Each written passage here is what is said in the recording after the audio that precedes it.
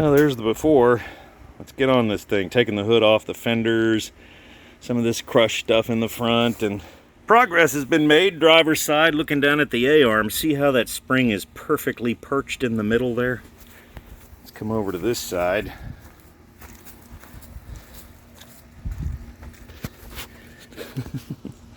Notice anything unusual? So I guess I'm getting a right upper A-arm. I'm not going to take that off yet because I want to make sure the frame and everything's the way it should be. As you can see, both of the inner wheel wells are out. That bar on the front has to be kind of cut off. But there's that part I was talking about earlier with this rail. And also look at the side of that. I don't know if you can tell by the video, but the top of the rail is shoved in more than the bottom. And you come over here, and this one looks to be really close to perfect, but I'm not a guy with a frame rack, so I don't know that yet. I'm going to take off some more of this front end stuff, but I don't want to leave anything really open so water or bugs or stuff can get in. So, all right, looking at the dash here, check coolant level. We got another one for a service tire monitor, which that's a real common thing on these, but I'm also trying to hook up to this little critter and it's not showing anything yet, although the check engine light is on. Taking a while. Went ahead and cut the airbags out of the steering wheel and out of the dash, but that's a terrible thing with airbags. They save lives, but at the same time, man, look what it does to the dash. That means the whole dash pad has to get replaced. I did what it was supposed to do, though. Well, I tried my little cheap code reader and it didn't do anything, so I'm hooking up my laptop. I have HP tuners and I'm going to plug that thing in here and see what I can get to come up on this. Because it's still got some codes in there, but it didn't show it on the little cheap reader. Okay, that was weird. I just hooked up my HP tuners here, and strangely enough, this 2006 Corvette is a 2007, which is worth a little more than a 2006, so I'll take it.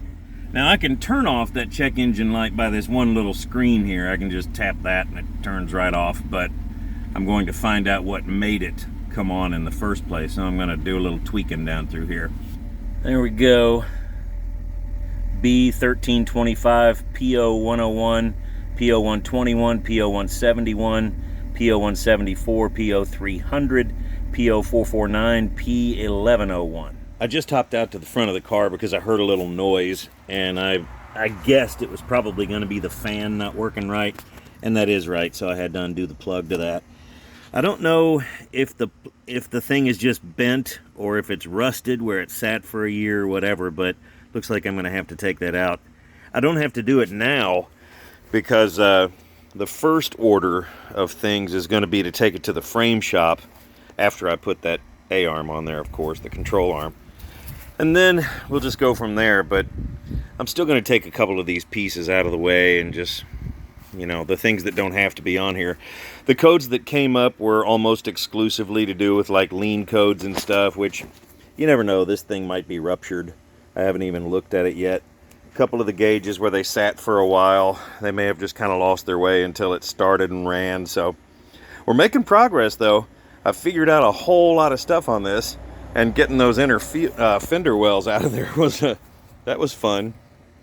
As you can see, they use a 3M adhesive on here that is some pretty heavy duty stuff. I have to grind the majority of that stuff off there. I don't know if I told you what happened to this initially. The guy I got it from drove it through a concrete wall, and that's why the whole time I'm working on it, I'm finding little pieces of concrete. They're everywhere. He said he wouldn't recommend doing that.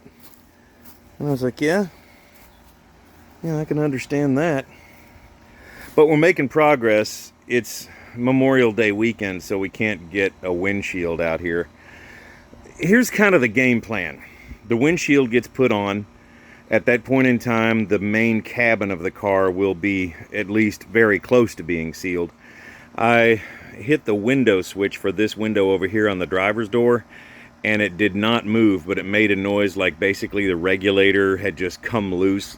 I'm assuming it smoked. It's a common problem on C5s and C6s. But the rest of it, it's coming together. It's kind of finding its way. It's got a misfire detected on number 3, which would be the second cylinder back on this side. And it's just little stuff, though. When you sit for a year, you don't want to fire back up. And when you do fire back up, you're going to have things that are a little off. Got a couple little scrapes as we go down the body on the mirror. A little scrape on the door. A couple right there. All in all though, man, that LS2 just purrs when I fire it up. I'm going to get those fans working probably. I don't know, I may just yank them out of there because like I said, all the car has to do is go into a trailer, go to the frame shop. Another scrape there. Those danged old concrete blocks. I think that's actually in the glass too, so I'm going to have to decide a lot of this stuff on the run as I go. In the course of one day, we've made a lot of progress on this car. Got those inner wheel wells out of there. Watched a video on how to remove that 3M adhesive. Just got to grind it off, which got to do what you got to do. We noticed that this here was thoroughly smoked, kind of shoved back. I'm going to try to put just that control arm on there. Already ordered one from Rock Auto, and it's supposed to be here on Wednesday. Shipping and everything, $80, $79. Now, I'm kind of wondering what's up with this. Look at the tread on the driver's tire. This had to have been, yeah, you see that sticking right through there? This had to have been that way long before the crash, so it's given me the impression that this has nothing to do with crash damage. If you look at this side, that tire has a lot more tread. It's the same, is it the same? Yeah, it looks like the same type tire. So I'm kind of wondering, I guess it needed an alignment anyway. Yeah, but that was not part of the crash, you can tell. I think a lot of the stuff that's probably going to nickel and dime me is stuff like, you know, you see the AC components back in there and you see brackets and mounts and stuff and little sensors tucked back in places, and I think that is the stuff that's probably going to add up. But a whole lot of this car is C5 also. And so plug wires and a lot of other aspects like that and little brackets and mounts and things like that. It's the same on a C5, which I've had some C5s and I have two now. So hopefully that'll save me $1. I compiled a whole bunch of parts in my trailer here, so maybe some of the stuff that's needed will already be on site. My girlfriend discovered something earlier. She opened up this door and right down through here was a whole lot of critters that looked like they were setting up housekeeping. And oh man, it was nasty. It was terrible. So she went in here, sprayed a whole bunch of stuff and got rid of a whole bunch of them. But we're still going to take out both seats and clean the crap out of all the carpet. Because man, she went in here and just...